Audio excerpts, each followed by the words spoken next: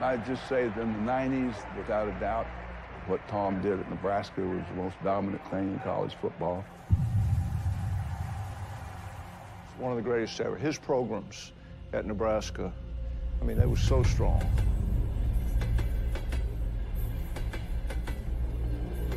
Dear Lord, the battles we go through life. Everybody said, well, he can't win the big one. I never won a national championship. He can't win the big one. I always thought Coach got a bad rap. You know, he's Tom Osborne. He's a legend. There was a lot of angst. There was a sense of urgency. We had a lot to prove. A chance to equal our strike. A chance to do it there. If we should win, let it be by the code. And he hooked and left. Florida State wins. If we should lose, we'll stand by the road and cheers to winners go by. It was hard. We lost it all, man. That game, it took from everybody. We started to make much more select choices with our recruits.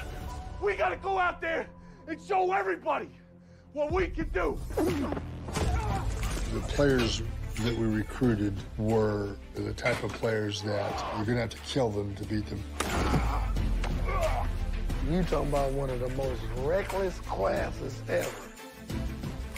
And there was times where I even thought about leaving.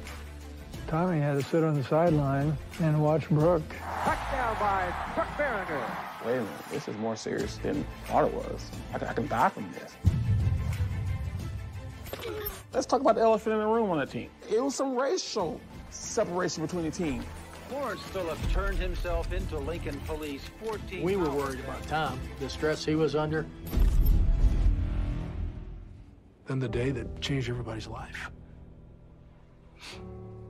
To see the burnt down plane, you obviously knew the results. We went out there to the crash site, and so I called his mom. That's probably the hardest call I ever made.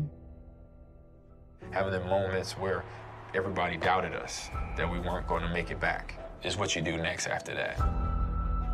Nobody thought we had a chance to win. We silenced every critic out there. Touchdown! To the 30, 35, to the 15, the 10. This isn't a story about the straight and narrow. At times, it was downright nasty. But this is our story. Day by day, we get better and better. We can't beat me. We can't beat me. Won't beat me. Won't beat me.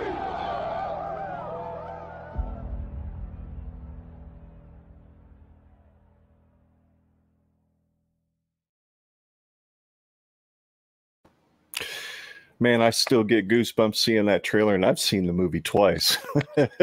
Welcome to episode number 50 of Generation Red. 50, Scott. Who would have thought we would have gotten 50 in the can by now? But we have. This is the Kettle Corn of Husker Fan Podcast, where we try to be it's sweet, but at times we get a little bit salty, and holy shit.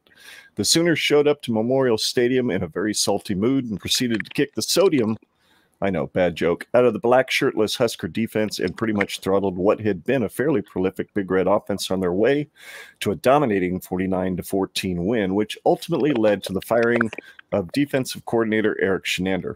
Unheard of mid-season, much less 4 games in. Special teams coordinator Bill Bush will now take over as the interim DC as we look forward to what the rest of 2022 has in store. And as Clubber Lang so eloquently put it just prior to the final fight sequence in Rocky III, for me, the forecast for the rest of the Joseph-led season is pain. Not his fault, of course. It kind of sucks when you're dealt this pile of crap-smeared jokers, if you ask me. Here's hoping he can figure out how to turn them all aces. But before we get too depressed, we'd first like to take a fond trip down memory lane.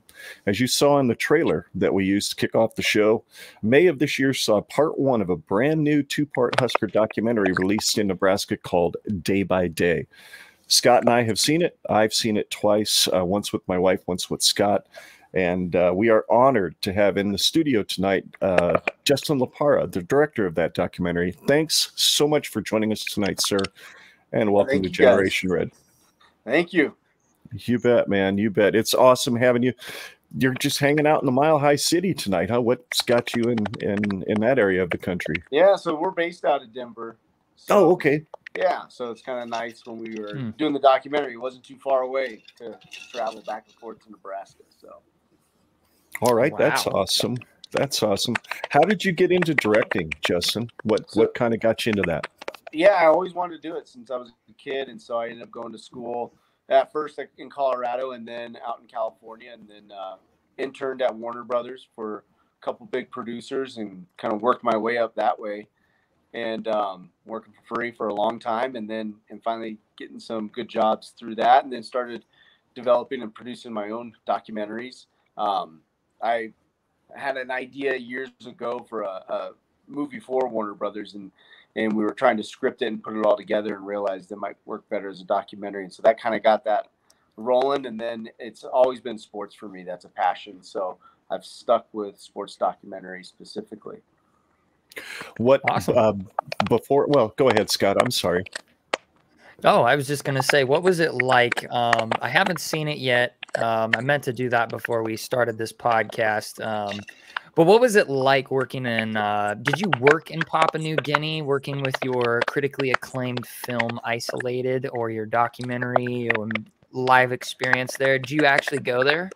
Yeah, so that one I was heavily involved in filming that and putting that trip together. And yeah, so I was out there in the jungle, living off the jungle for quite a while to film that one. We actually went back 3 times to that one. And yeah, that was an interesting experience, because there's we went there to document surfing and kind of what it takes for these surfers that travel over the world to find the greatest waves. What are they willing to go through? So we wanted to see, we put a group of surfers in an area that had never really been explored for surfing, and kind of document what they would, how far they'd be willing to go to find these waves, and then a full-on genocide in the area. So we totally pivoted and started documenting that. And not the safest of trips, but it was a great experience. I think the film at least got a little bit of the message out, hopefully, to the world about what's going on over there. So it was a good experience. Yes, that's specifically why I really wanted to check it out, and I promise I will. It really struck me as fascinating, because I understand kind of the thrill aspect that surfers like to go through in order to get the most robust waves that they can possibly find. And it's like that for a lot of people, rock climbers and mountain bikers. And I mean, even hikers, people that like going hiking, they go to insane heights, quite literally, to go experience some of those things. And so for you being a part of that, what was the most profound experience you had with the making of that film?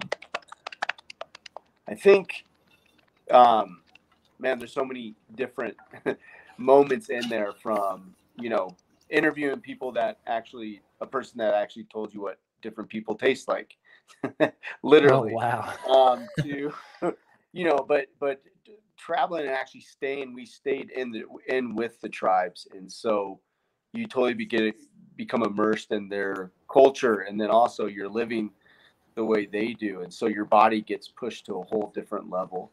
And it becomes, and then when you have, when you're filming in an area that's a media dead zone, and finding out, basically if we get arrested for filming in this region, we may be going to prison for a long, long time. And so having to do that under the radar. So you are in the moment. I guess the thing I would say is it was one of those moments where you never felt more alive, because every decision that you made could be a life or death decision.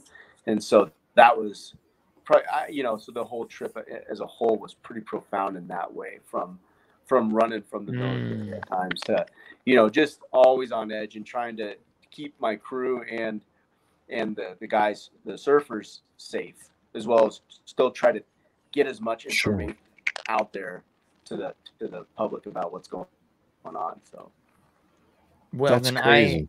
I definitely look forward to seeing it. I've got it in my Amazon Prime like shoot. Q. Got it in my cart. There we go. I've got it in the cart. I've been meaning to get it, especially before this, but life happens, as I'm sure you know. And yeah, so I do look forward to seeing it, and all the reviews that I see about it are pretty well contrasting to what you've described, and so I look forward to seeing that, because you guys made that back in what, 2013? Yeah, we wrapped it in 2013. We started that process of that movie in 2010. So it took us about 3 years to make it, going back and forth and getting all Wow.